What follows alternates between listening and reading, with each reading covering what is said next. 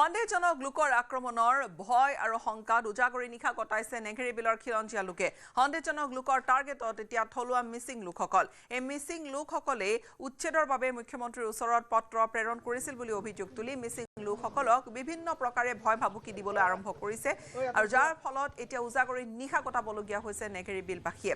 ইয়াকে লৈ নেঘেৰী বিলত তীব্ৰ প্ৰতিক্ৰিয়াৰ সৃষ্টি হৈছে। এমুঠিমান মিচিং লোকে বসবাস কৰা এই অঞ্চলটো নিৰাপত্তাহীনতাত ভুগিছে গাঁওবাসীয়ে নিশা নিজাববীয়াকৈ পহৰাৰ ব্যৱস্থাও কৰিছে। নেঘেৰী বিলৰ মিচিং লোকসকল আৰু TMPKৰ বিষয়ববীয়া উপস্থিত হৈ গোলাঘাট জিলা প্ৰশাসনক শীঘ্ৰে এই অঞ্চলটোত নিৰাপত্তা সুনিশ্চিত কৰিবলৈ দাবী জনায়।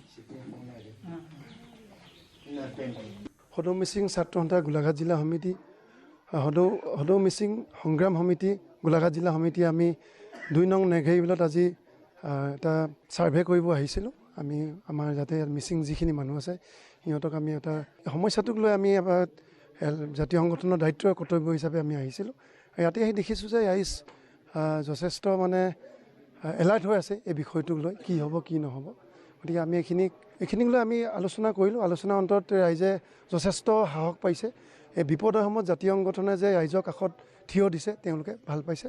কিছুমান আমাৰ মিচিং ব্যক্তিসকলে অলপ ভয় খাই আছে, কিবা এটা হ'ব নেকি, কিবা পৰিস্থিতি অসুবিধা হ'ব নেকি। গতিকে জিলা প্ৰশাসনক অনুৰোধ জনাইছোঁ যাতে আপোনালোকে প্ৰশাসন নিশা ভাগত ৰাতি ভাগত যেনিবা আমাক অলপ চোৱা চিতা কৰিব লাগে। BDPয়ে কৰি আছে, তাৰ লগতে যেনিবা প্ৰশাসনৰ ফালৰ পৰা যদি অলপ পহৰা দি দিয়ে তেতিয়া আমি অলপ আনন্দিত হ'ম।